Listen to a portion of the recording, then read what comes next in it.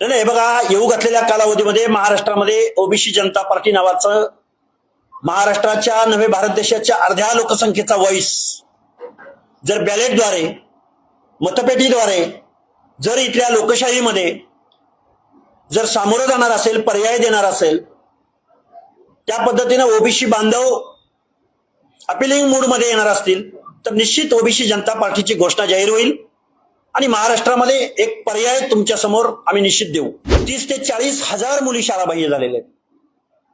25 ते 30 हजार मुलं शाळाबाह्य झालेले आहेत आणि आता शिक्षणामधून सुद्धा महाराष्ट्राचं सरकार अंग काढून घेते। टीईटीची एक्झाम घेण्याचं म्हणजे जे शिक्षक 15-20 वर्ष झालं नोकरी करतायत, 30 वर्ष झालं नोकरी करतायत, त्यांना का टीईटीची एक्झाम घेतली जाते हे मला कळलेलं नाही। म्हणजे जे पास होणार नाहीत त्यांना तुम्ही बरथर्फ करणार आहात का? त्यांना तुम्ही सेवेतून बाहेर काढणार आहात का? म्हणजे शिक्षणामधून हळूहळू हे महाराष्ट्र सरकार अंग काढून घेतंय असा एक ओबीसी आंदोलक म्हणून माझा अनुभव आहे आणि मला माझ्या निदर्शनास आलंय, म्हणून या प्रश्नावर मला बोलायचं आहे। ओबीसींच्या प्रश्नावरती या पावसाळी अधिवेशनामध्ये एकही आमदार बोलला नाही, एकही मंत्री बोलला नाही, एकही लक्षवेधी आली नाही। अर्धी लोकसंख्या महाराष्ट्राची ओबीसींची आणि त्यांच्या प्रश्नावरती त्यांचं आरक्षण संपलंय, त्यांचं आरक्षण संपवलं गेलंय, याच्यावरती ना ओबीसीचा नेता बोलायला तयार आहे, ना विरोधी पक्ष बोलायला तयार आहे, ना सत्तेतला पक्ष बोलायला तयार आहे, की अशा अनेक गोष्टी आहेत। आणि या गोष्टी डोळ्यासमोर ठेवून मी आज तुमच्या समोर संवाद साधावा म्हणून मी तुमच्या समोर आलोय। तुमचे प्रश्न आले तर आपण डायरेक्ट प्रश्नोत्तराला सुरुवात करू।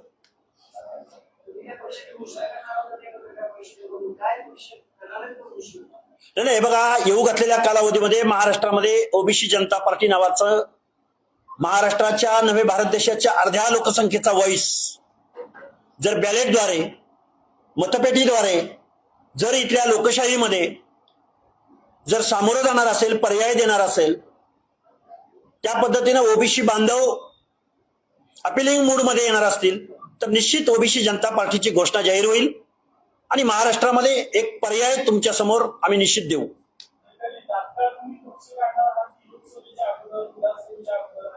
हे बघा, एखादा पक्ष निर्माण होण्यासाठी कुणाला तरी मुख्यमंत्री व्हायचंय, कुणाला तरी आमदार व्हायचंय, कुणाला तरी खासदार व्हायचंय, म्हणून आम्ही पक्ष काढत नाही आहोत। ही इथल्या सोसायटीची, इथल्या व्यवस्थेची, इथल्या समाज व्यवस्थेची मागणी आहे। जर ओबीसींच्या प्रश्नावर महाराष्ट्राच्या विधिसभेमध्ये, विधानसभेमध्ये, कायद्याच्या सभागृहामध्ये एक शब्द बोलला जाणार नसेल तर आम्ही लोकशाहीमध्ये गप्प बसायचं? आता आम्हाला लोकशाही कळत नाही? जरूर ओबीसींच्या 450 जाती आहेत याची कल्पना आहे आम्हाला, पण आम्ही ओबीसी जनता पार्टीच्या माध्यमातून ओबीसींच्या प्रश्नावर आंदोलनं उभं करू, रस्त्यावरची लढाई लढू, कायद्याच्या सभागृहामध्ये जाण्याच्या दृष्टिकोनातून काम करू। ही प्रोसेस आहे। मी आज घोषणा केली, कालपासून माझा 3 फोन बंद नाहीये। त्यामध्ये आमदार आहेत, त्यामध्ये खासदार आहेत, त्यामध्ये माजी मंत्री आहेत, माजी केंद्रीय मंत्री आहेत, अनेक लोकांनी, अनेक जबाबदार लोकांनी मला कॉल केलेले आहेत की अशा पद्धतीचा प्रयोग महाराष्ट्रामध्ये प्रथमतः होतोय। ओबीसीच्या नेतृत्वाने याच्या अगोदर काम केलं का? तर केलं, पण सत्ताधाऱ्यांच्या वचनीला जायचं, सत्ताधाऱ्यांची मनमानी पाळायची, सत्ताधाऱ्यांच्या अजेंड्यावर काम करायचं, अशा पद्धतीचं काम ओबीसी नेतृत्वाकडून झालंय। मी खूप जबाबदारीने बोलतोय आणि खूप परखड आणि वास्तव बोलतोय। म्हणून इथून पुढच्या कालावधीमध्ये आम्ही ठरवलंय की ओबीसींच्या प्रश्नावरती आपण बॅलेटमध्ये सुद्धा पर्याय उपलब्ध करून द्यायचा, असं आम्ही आज रोजी ठरवलेलं आहे। महाराष्ट्रातील सर्व बातम्यांचे विश्वासार्ह व्यासपीठ, सकाळच्या सर्व सोशल मीडिया प्लॅटफॉर्मला लाईक, फॉलो आणि सबस्क्राईब करा।